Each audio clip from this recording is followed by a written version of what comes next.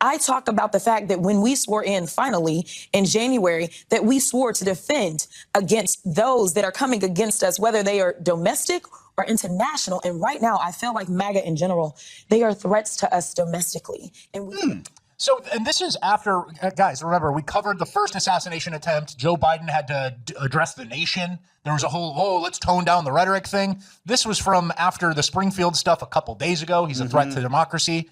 So they chilled for maybe 48 hours after the initial one.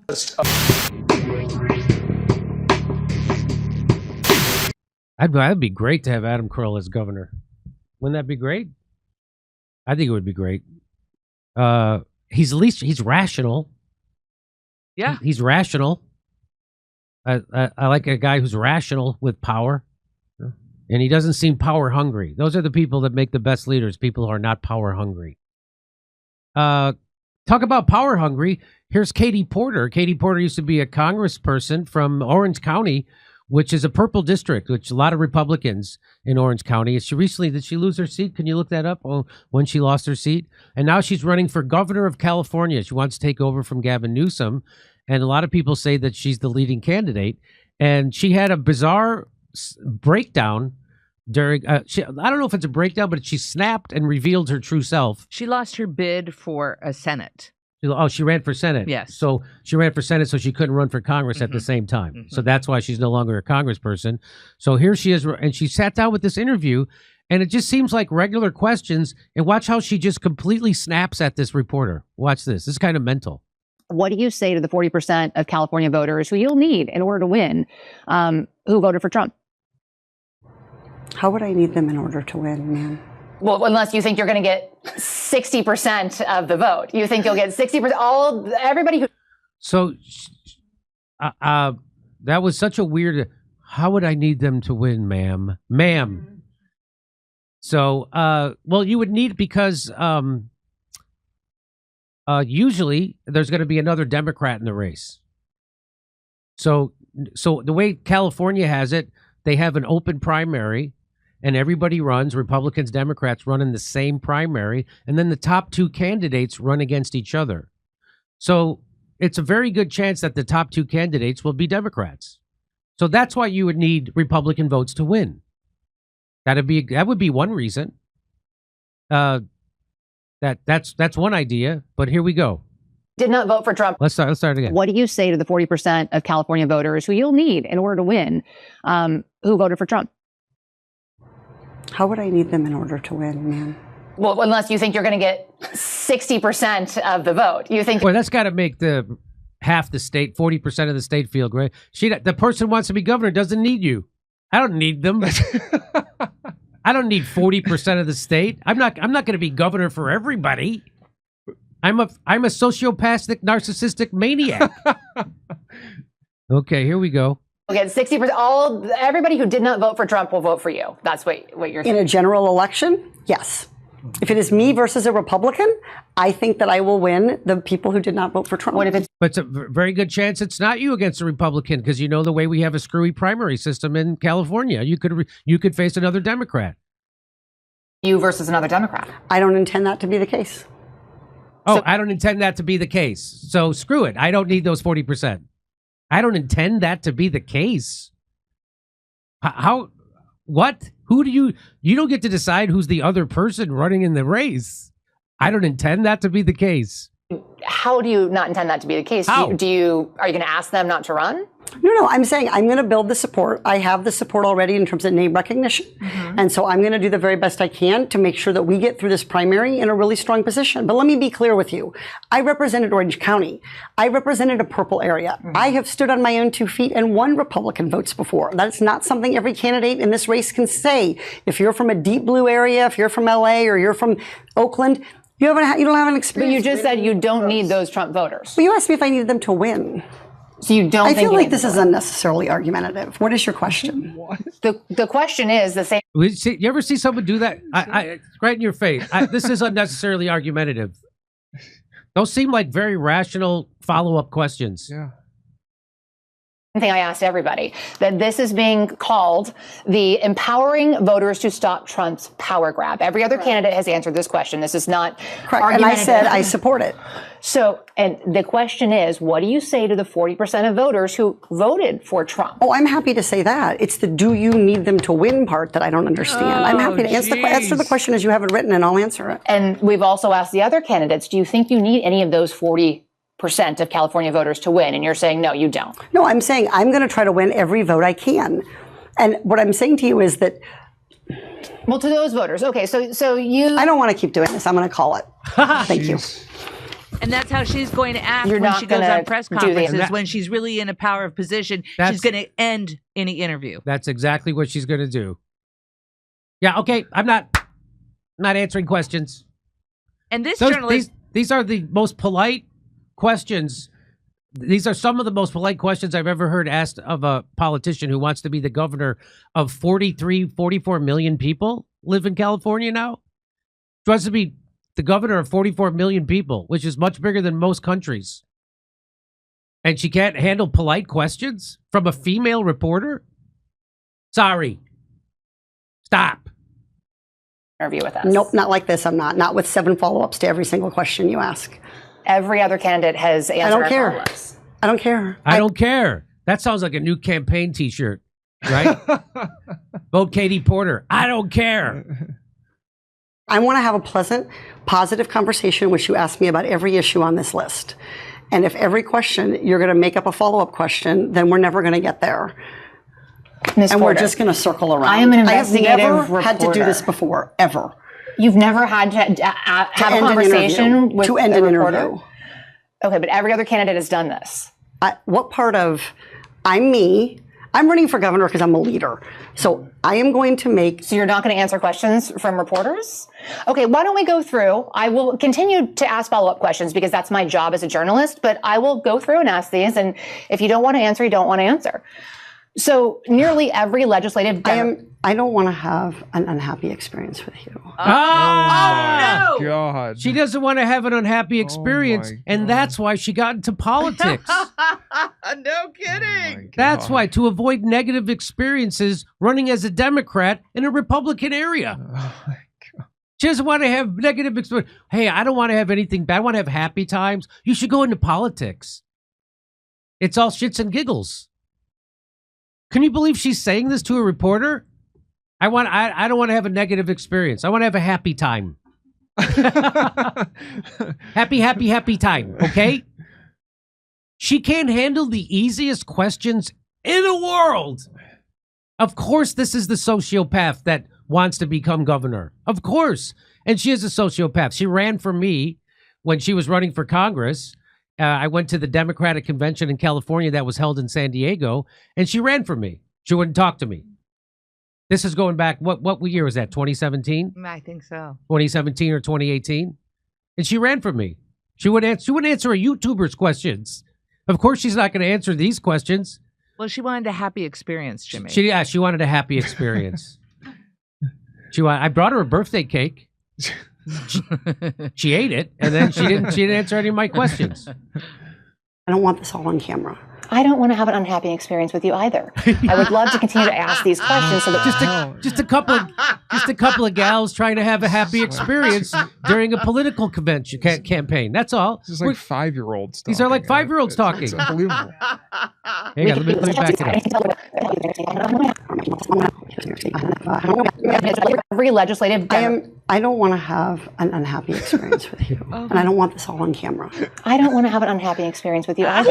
I would love to continue to ask these questions so that we can show our viewers what every It's a comedy candidate sketch. feels about every one of these issues that they This care is like a about. comedy sketch. And redistricting, it's Like if I was going to write a sketch for a guy getting interviewed or a lady getting interviewed for governor, this is what I wouldn't have to change a word. Like Tina Fey and Amy Poehler could do this. Yes. You know what I mean? Yes.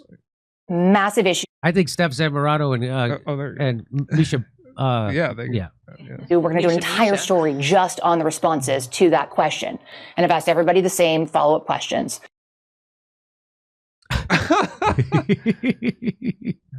You know, I just want to say really quickly, Jimmy, like we know, like, you know, if you're running for office, one of the things you should do is you answer the question you want them to ask you.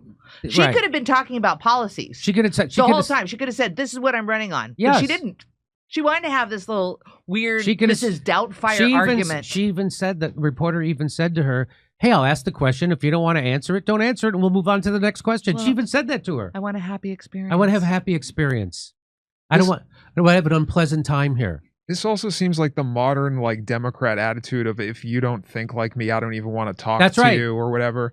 Like, and you know, I say things like that and people think I'm like a Trump guy and I'm not. Right. But just by pointing out that, you know, Democrats have this thing where they don't want to talk, even engage with anybody that think differently, or they don't even matter. Who cares? You know, That's what she sounds yeah, like. it's crazy. But my question for you, Chris, is why do you like Trump? Why are you such a Trump guy? I didn't know you were MAGA. Wow, do your friends know that? Maybe that's why they don't talk to you. You know, maybe she was just hangry. Maybe she's hangry. Oh, Steph, that is. I said maybe. I do not endorse that kind of comedy on the show. I do not endorse that guy. I reject and denounce you. But guess what? Turns out she's not really a good person. After all, Representative Katie Porter scalded her ex-husband's scalp with potatoes. Yes. The former husband, so they got divorced, and in the divorce papers, he laid out what a horrible person she is, right? Now, it's one-sided, but here's what got reported. The former husband of Representative Katie Porter said the California Democrat frequently abused him verbally and threw toys, books, and other objects at him during their marriage, even pouring scalding hot mashed potatoes on his head during a fight. Can you get any whiter than that? Come on. Whoa. That is about as white and suburban of a crime as I could ever have imagined. The perpetrator assaulted the victim with the hot mashed potatoes, scalded his scalp. But let's face it, her husband was obviously asking for it by bugging her with questions about redistricting. Am I right? I want to have a happy time with my potatoes. He might have got a full head of mashed potatoes, but I think he dodged a bullet, if you know what I mean.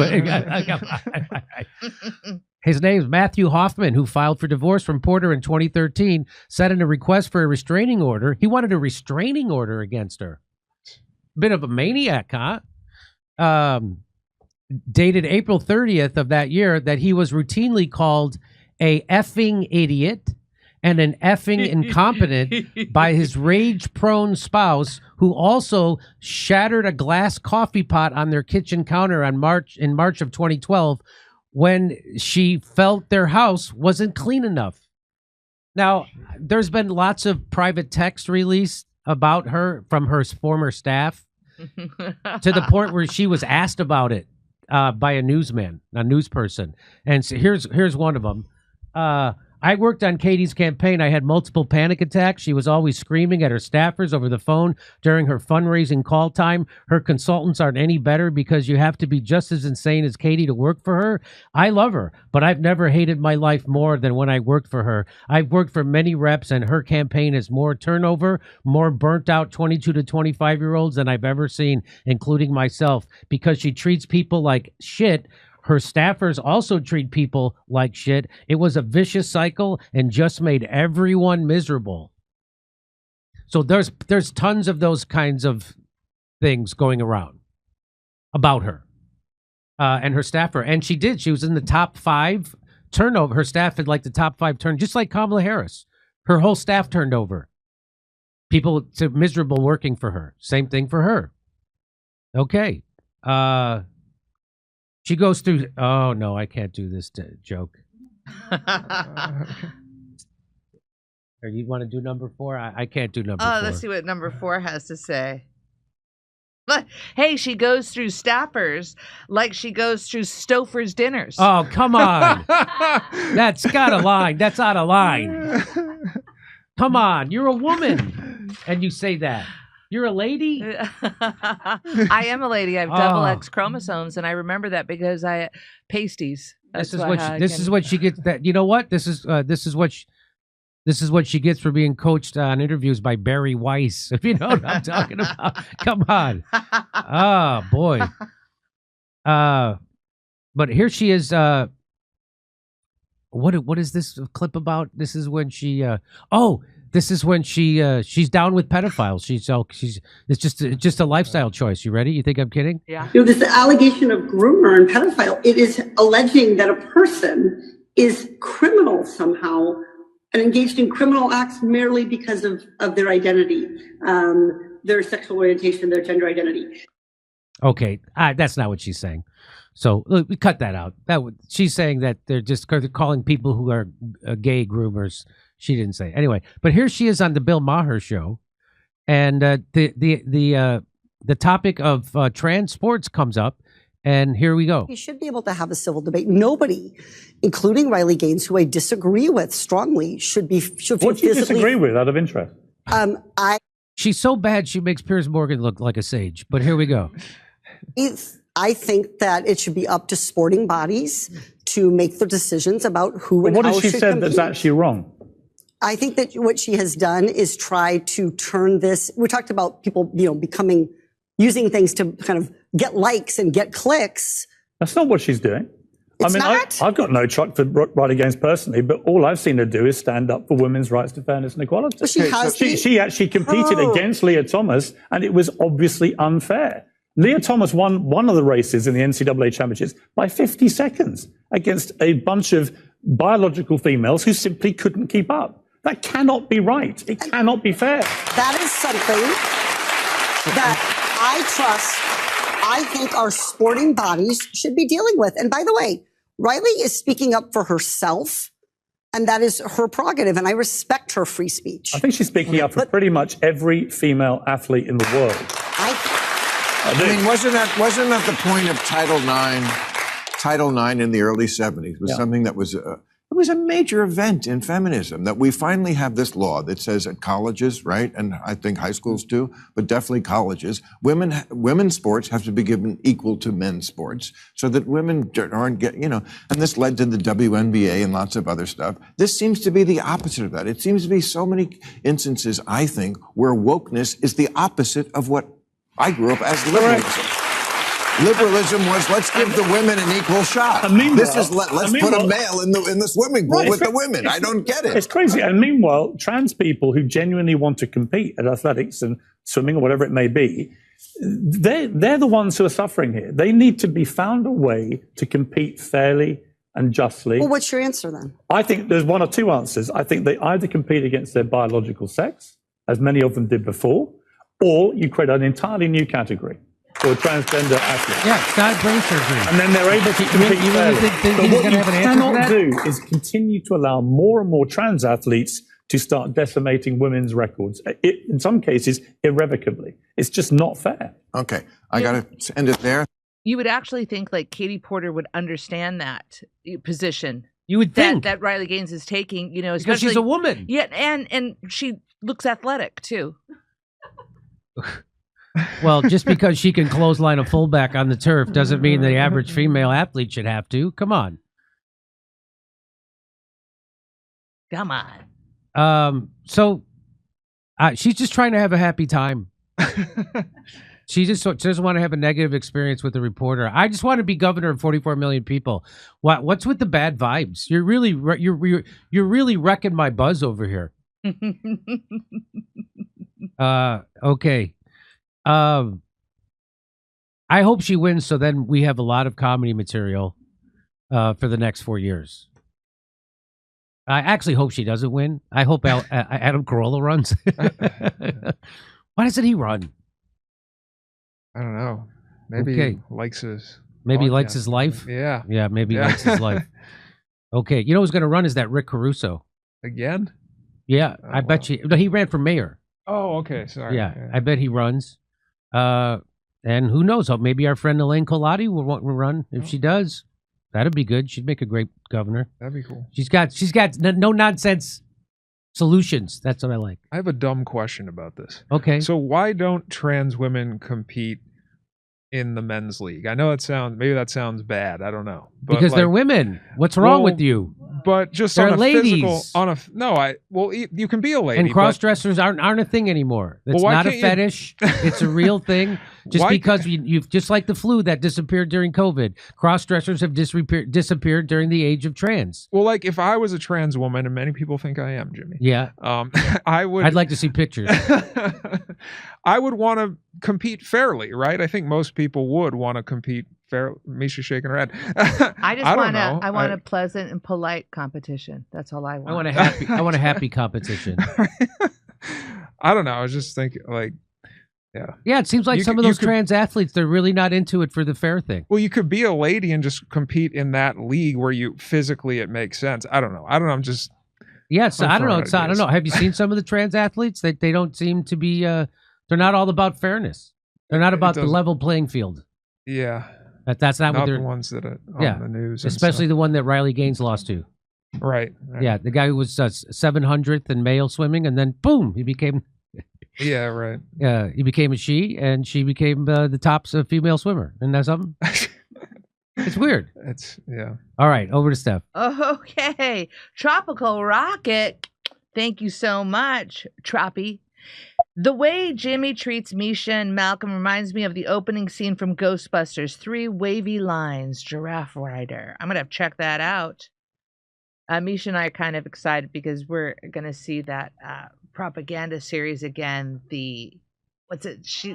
Carrie Russell, Diplomat. Yeah, it's the Diplomat. I'm like, Ambassador? No, Diplomat. Oh, and I've got one more episode of Fisk left. One more. Oh, then I'm canceling Netflix. Is that?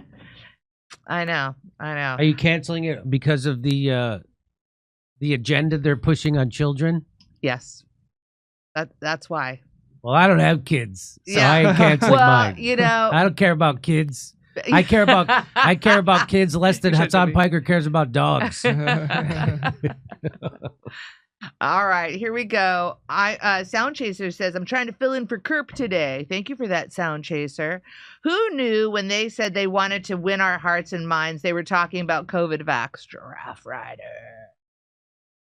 I don't need Californians. That's right, Danny? Where is Katie's shock collar? Good question. When Katie Porter answers questions, I hear it puts the lotion on its skin. What? What does that mean? It's from Silence of the Lambs. Oh, okay. Yeah. All right. Thank you. And that's from $1 Million Trooper. Back to Jim.